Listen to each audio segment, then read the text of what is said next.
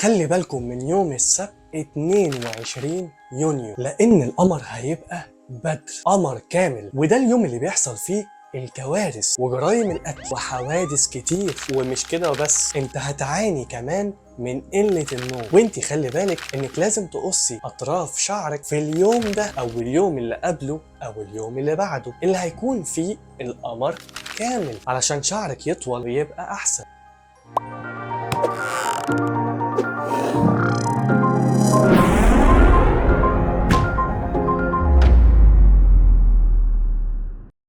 بص يا مان، من الاول كده دي حلقه شائكه جدا، لانها مش مجرد حلقه عن فيلم، دي حلقه تطير فيها رقاب، لاننا كلنا بنعتقد ان القمر ليه تاثير علينا، وخصوصا في الليالي القمريه اللي بيكون فيهم القمر كامل فول مون. ولو ما كانش كلنا فممكن يكون اغلبنا، وطبعا كل واحد حر في معتقده ورايه واللي عايز يصدقه. فانا مش هدخل في اي حاجه غير ان هوريلك شويه حركات واثباتات علميه ومش علميه، وانت اللي عليك تعمله انك تعمل لايك وشير للحلقه دي، عشان الماوس صديقك تعب قوي فيها عشان ينورك ويفهمك. وتعالى قبل ما اقول لك الموضوع بطريقه مبسطه جدا، واقول لك ان القمر بيعمل في الكره الارضيه، او بمعنى اصح بيعمل معاها ايه.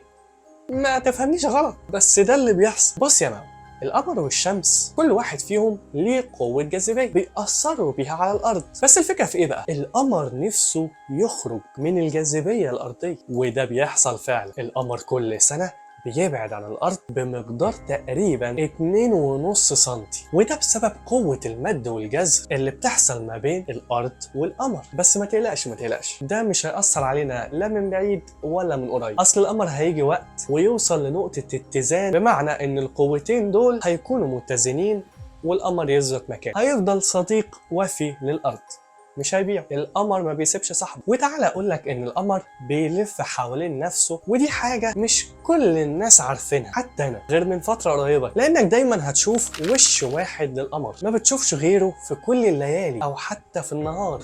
لو شفته، الارض مخليه القمر في حاله اسمها تايدل لوكينج، يعني قافله عليه كده بالمفتاح. القمر بيلف حوالين محوره، لكنه عشان يلف دوره كامله حوالين محوره بياخد تقريبا نفس الوقت اللي بيلف فيه دورة كاملة حوالين الأرض. كل ما يلف حتة حوالين محوره يلف نفس الحتة دي حوالين الأرض، فنقعد شايفينه بوش واحد. فتحس انه بيحصل ايه؟ القمر يلف حوالين نفسه ويلف حوالين الارض، يلف حوالين نفسه ويلف حوالين الارض، بس المسافتين تقريبا متساويين، فنقعد شايفينه بوش واحد، وعمرنا ما هنشوف الوش التاني. خلي بالك بالشكل اللي هو فيه، يعني ممكن تحصل حاجه خليه يلف، انا ماليش دعوه، انا معرفش. بس ارجع واقول لك ان القمر والشمس بيأثروا على الارض بقوة جاذبيتهم. المهم قوة المد والجذب بين القمر والأرض بيعملوا حاجة في الأرض، ودي الحتة اللي بقولك عليها ما تفهمنيش فيها غلط، وهي إن القمر بيخلي الأرض تبقى كأنها حامل من ناحيتين كده بالشكل اللي انت شايفه ده، والحتتين دول بنسميهم بولج، بالعربي انتفاخ، مش بقولك حامل. المهم، وده بيحصل ليه بقى؟ لان يا مو قوة الشد اللي بيعملها القمر مش بتأثر على أرضية الكرة الأرضية زي ما بتأثر على المية في الحالة السائلة، لأنها أسهل في الشد بالجاذبية، فالقمر بيشد فيها، فبيحصل في المناطق دي مد، والناحيتين التانيين بيحصل فيهم جذر. طب الناحية اللي بعيدة عن القمر ليه حامل؟ حامل منين؟ تعالى اوريلك. اللي بيحصل ان القمر بيشد المية اللي هنا وبيشد الارض كمان، بس بنسبة ضئيلة جدا جدا جدا جدا. المهم، فبيحصل ايه؟ في المية اللي هنا اكيد مش هتأثر عليها جاذبية القمر، بس بتأثر عليها قوة تانية، وهي الانيرشيا، قوة القصور الذاتي. اكيد انت عارف، خدناها في الفيزياء، ولو ما خدتهاش هتاخدها قريب، انا مش في درس فيزياء دلوقتي. المهم باختصار، المية اللي هنا لما كله بيتشد في الناحية دي، هي بقى بتحاول تشد نفسها في الناحية التانية في الاتجاه المعاكس، فبيحصل الشكل ده. بس استنى، الكلام ده بيحصل امتى؟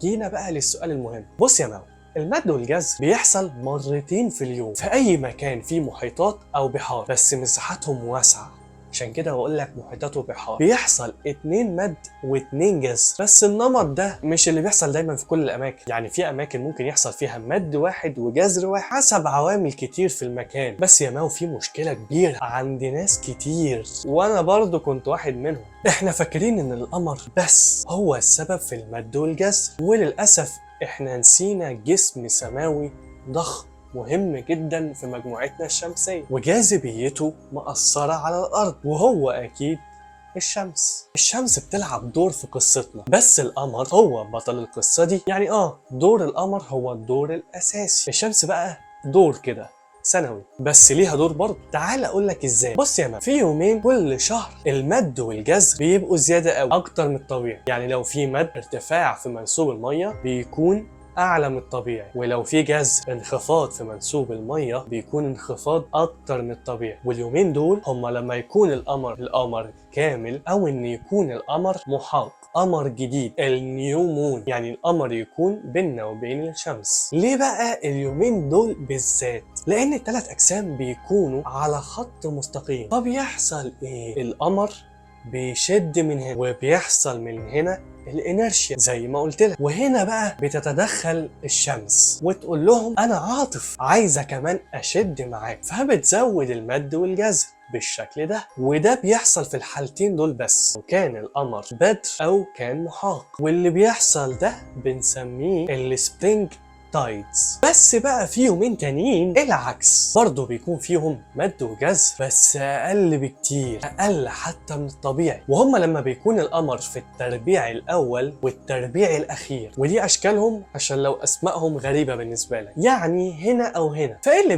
بيحصل ان القمر بيأثر على الارض بالخط ده من هنا، والشمس بتأثر على الارض من هنا، فبيعملوا خطوط متعامده، فقوتهم بتكون متعامده على بعض، فبيشيلوا بعض، فبيكون في انخفاض كبير في المد والجزر، وده بنسميه النيب تايد. بس ده كله ايه علاقته باللي قلته في اول الحلقه؟ ان القمر لما بيكون بدر هيحصل كوارث ومزاجك يبقى وحش، بتكون غضبان، وبيحصل في الايام دي حالات طلاق كتير، وبيكون في حوادث كتير، والمستشفيات بتتملي بحالات طارئه كتير. تعال اقول، مش القمر بيأثر على الكره الارضيه اللي معظمها حوالي 70% ميه، واحنا اجسامنا فيها حوالي برضه 70% ميه؟ يبقى القمر لما بيكون بدر او محاط هنتأثر بقوة جاذبيته برضه، بيحرك بقى المية جوانا كده ويقعد يحركها، فده بيغلينا، تبقى حاسس انك متضايق ومش مستحمل حد، فتروح ترتكب جرائم في الليله دي. الاجابه على الكلام ده ان الكلام ده كله هلس. بس عايز اوضح حاجه قبل ما الكومنت المعين اللي انا عارفه هيتكتب، ان كلمه هلس دي قصدي بيها هلس علمي 100%، مفيش اي اثبات علمي او عملي واضح للموضوع ده. يعني لا المستشفيات بتتملي في الليلتين دول بس في كل العالم مره واحده، ولو حصلت فهي بتحصل عادي في اي وقت على فكره. واللي يقول لك لا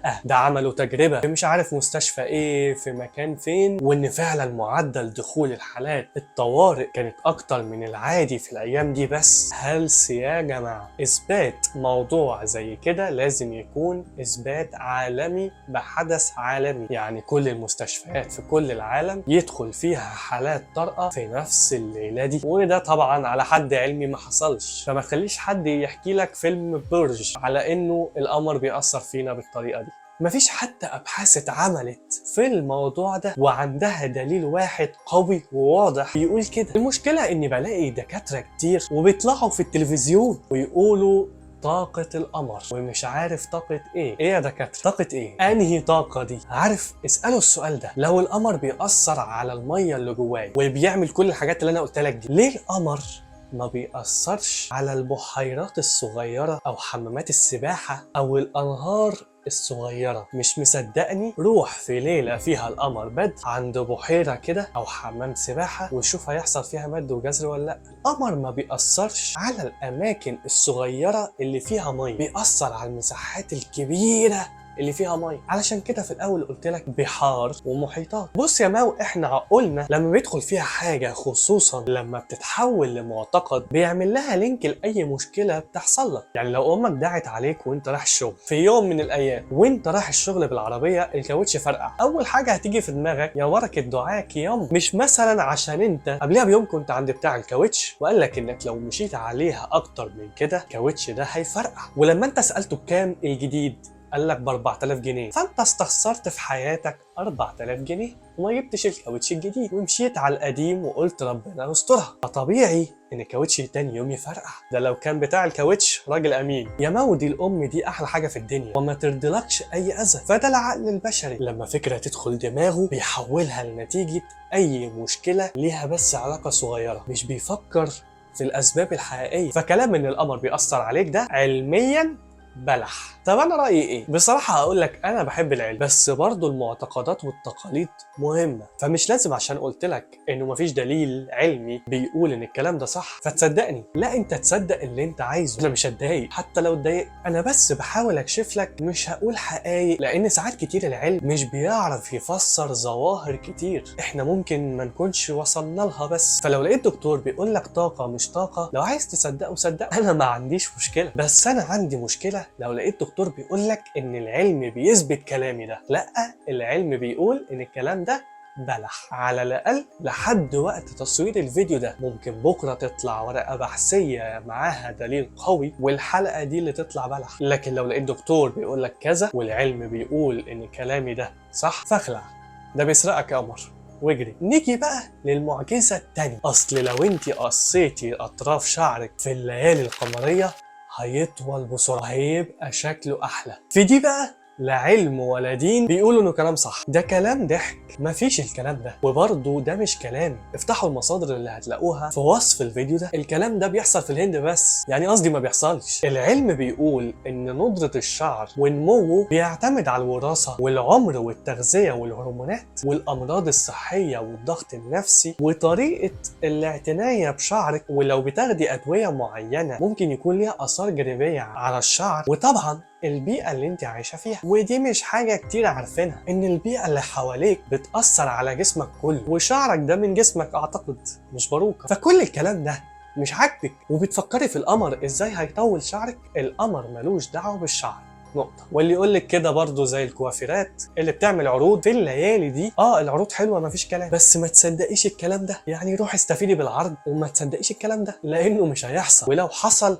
عادي هيبقى لأي سبب من الأسباب اللي أنا قلتها قبل كده. عارفين كان سبب من الأسباب دي الضغط النفسي. فممكن العقل عشان مصدق الفكرة دي فهو رايح ومطمن إن لما أقص أطراف شعري في الليلة دي هيطول، فبتنسي كل الضغوط اللي حواليكي فشعرك هيطول. فعقلك هيقولك ده علشان القمر. الكلام ده بقى حرفيا بلح. القمر ملوش علاقة بالشعر، نقطتين وبس كده. دي كانت حلقة النهاردة. لو عجبتكم الحلقة اعملوا لايك وشير واعملوا اشتراك في القناة وفعلوا جرس التنبيهات علشان لما انزل حلقة جديدة تجيلك على طول. واعمل لي فولو على الانستجرام والفيسبوك والتيك توك، هتلاقيني بنزل عليهم اخبار جديدة دايما. وبكده خلص الكلام.